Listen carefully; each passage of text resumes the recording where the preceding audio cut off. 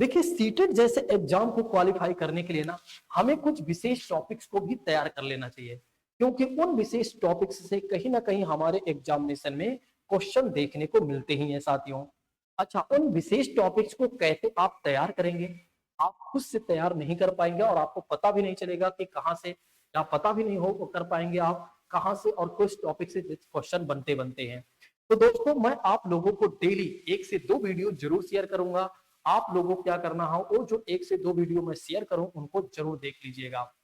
जैसा कि बात करते हैं, आज की वीडियो में हम बात करने वाले हैं अपसारी चिंतन के बारे में और अभिसारी चिंतन के बारे में। देखिए दोनों देखने में एक जैसे लग रहे हैं साथियों, लेकिन दोनों ही अलग अलग हैं। अच्छा, इन्हें आप हिंदी में नहीं याद कर पाएंगे, याद हो सकता है याद कर लें, लेकिन आप मेन डिफरेंस हो सकता है कुछ दिनों बाद भूल जाएं।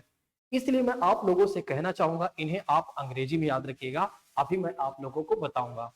सबसे पहले आइए जान लेते हैं कि जो अपसारी चिंतन है और अभिसारी चिंतन है साथियों, इसको किसने प्रतिपादित किया है। तो ध्यान रखिएगा आप सभी लोग, इसको गिलफोर्ड महोदय की बात करते हैं तो गिलफोर्ड महोदय ने इसे प्रतिपादित किया है साथियों। और कब किया था इन्होंने?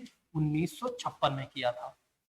तो ध्यान रखिएगा, कई बार हमारे एग्जामिनेशन में बड़ा ही साधारण प्रश्न बन जाता है कि आप हमें ये बता दीजिए कि अपसारी चिंतन और अभिसारी चिंतन को किसने प्रतिपादित किया था। तो ध्यान रखिएगा गिलफोर्ड महोदय ने किया था। और कब इसे प्रतिपादित किया था साथियों? तो 1956 में इसे प्रतिपादित किया था।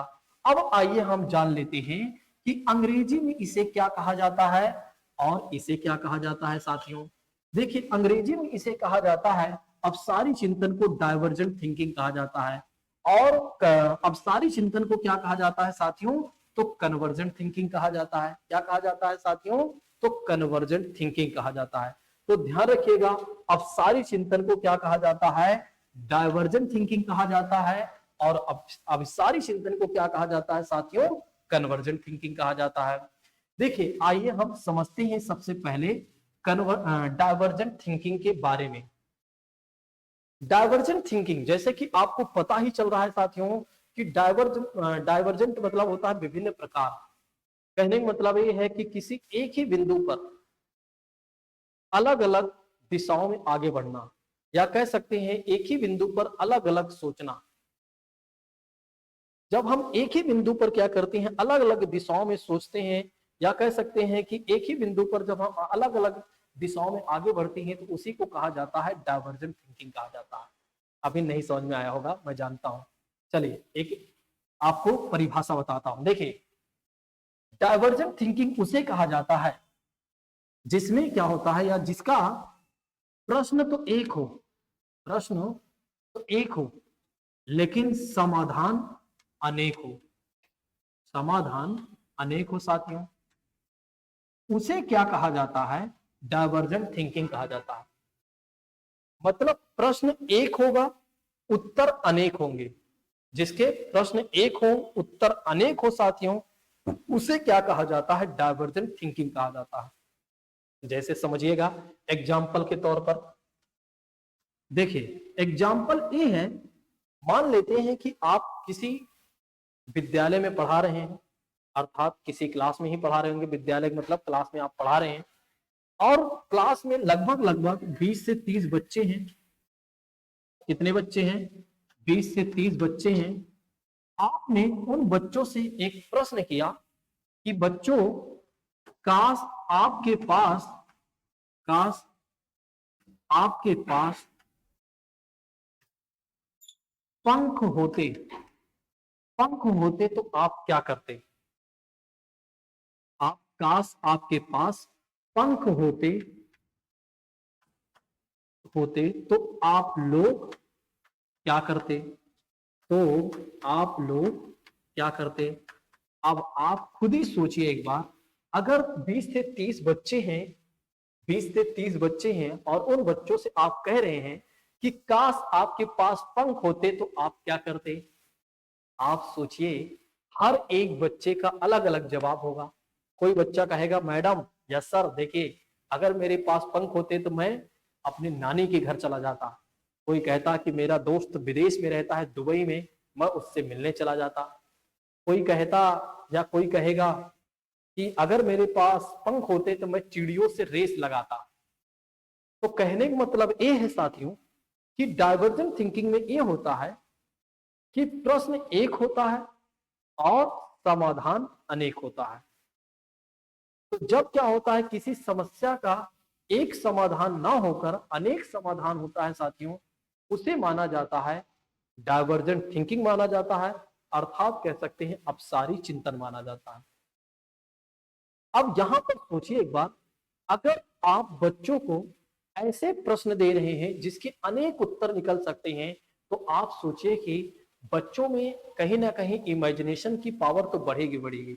हर एक बच्चा अलग तरह का जवाब देने के बारे में कहीं ना कहीं सोचेगा सोचेगा साथियों। तो इससे क्या होगा कि बच्चों के कल्पना शक्ति का विकास होगा। तो इससे क्या होगा कि बच्चों के कल्पना शक्ति का विकास होगा साथियों।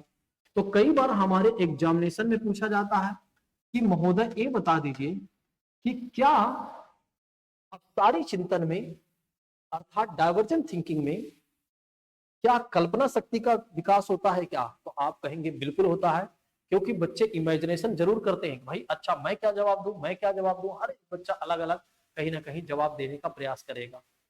ठीक है, दूसरी बात करते हैं, इससे बच्चों की सृजनात्मक क्षमता में भी बढ़ोतरी होगी, अर्थात कह सकते हैं सृजनात्मकता का भी कहीं ना कहीं साथियों विकास होगा, अर्थात क्रिएटिविटी भी बच्चों में बढ़ेगी बढ़ेगी साथियों। इस बात को भी ध्यान रखिएगा। अच्छा, इसके जो मतलब इसके जो समाधान होते हैं ना, इसके जो आपके डाइवर्जेंट थिंकिंग होता है साथियों, इसके जो समाधान होते हैं ना वो ओपन एंडेड होते हैं। तो ध्यान रखिएगा, इसके जो समाधान होते हैं ओपन एंडेड होते हैं। ठीक है, तो याद रखिएगा, ये भी हमारे एग्जामिनेशन में पूछा जाता है कि वो कौन सा चिंतन है जिसके समाधान एक तरह से ओपन एंडेड होते हैं साथियों। तो ध्यान रखिएगा, वो है अपसारी चिंतन अर्थात डाइवर्जेंट थिंकिंग। अर्थात ओपन एंडेड का मतलब हो जाता है मुक्त अंत की बात करते हैं। ठीक है, तो ध्यान रखिएगा, अपसारी चिंतन उसे कहा जाता है जिसमें प्रश्न तो एक हो लेकिन समाधान अनेक हो। उसे क्या कहा जाता है साथियों? डाइवर्जेंट थिंकिंग कहा जाता है, जिसमें डाइव मतलब किसी समस्या पर सीधा एक चीज पर ना सोचकर अलग अलग तरीके से सोचने को क्या कहा जाता है? डाइवर्जेंट थिंकिंग कहा जाता है।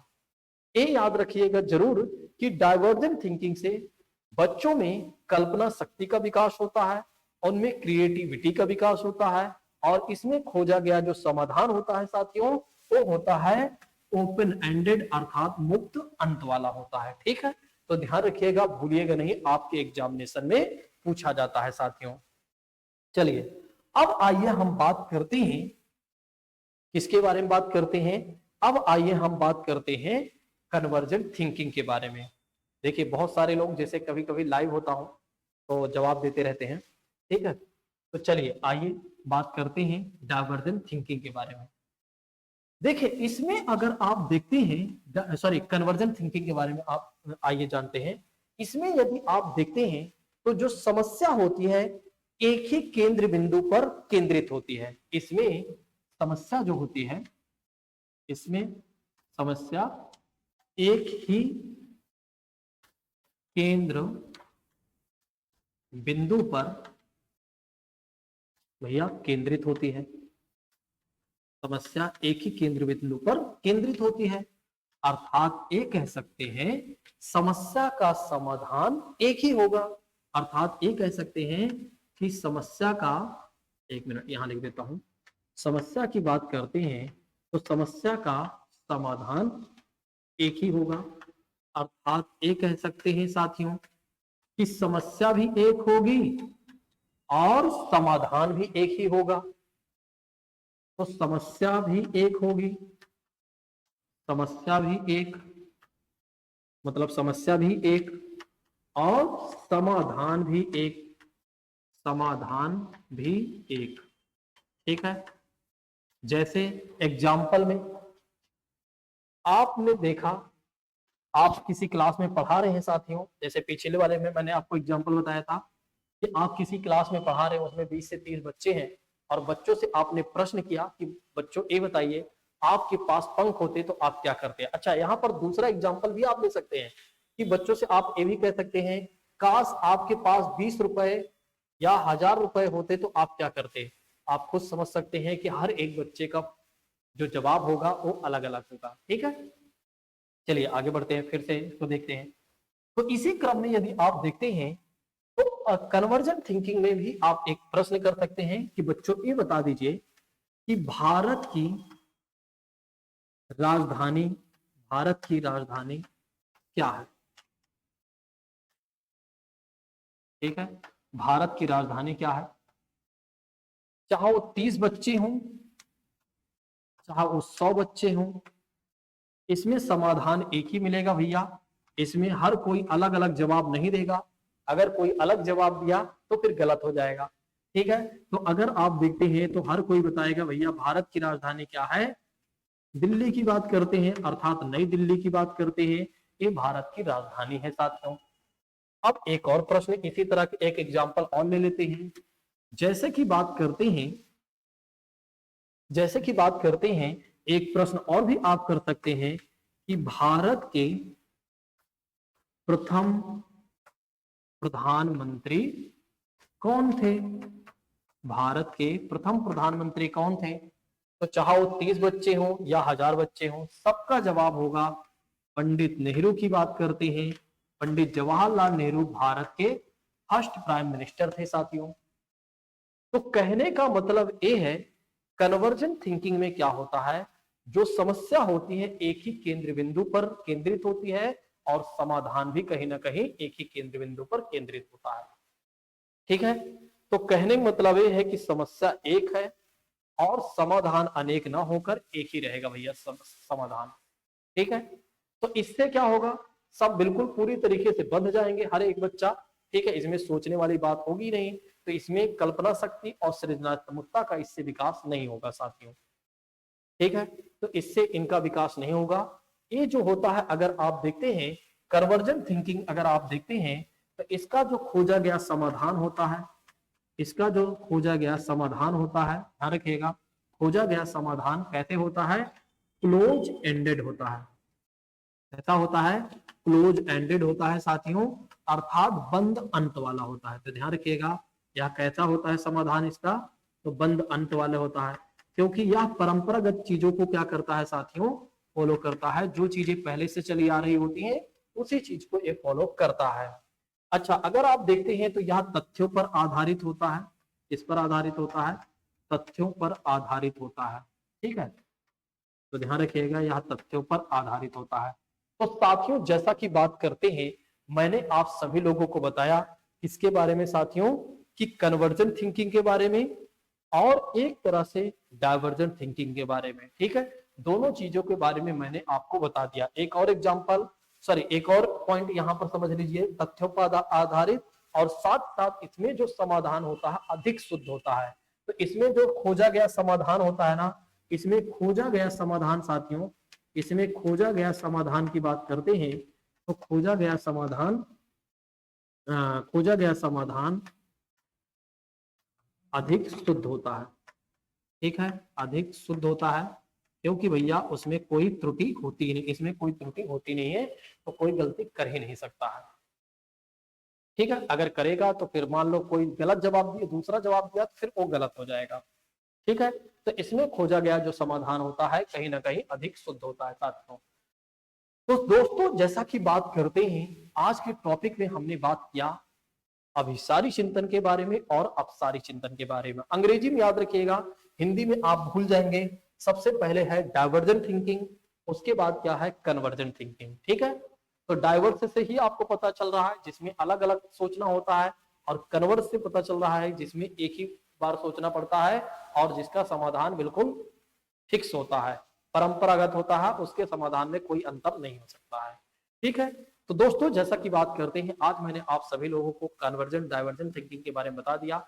आज की क्लास को हम यहीं पर स्थगित करते हैं। हम मिलेंगे अब नए टॉपिक के साथ अगली वीडियो में। Thank you so much. जय हिंद दोस्तों, take care all of you.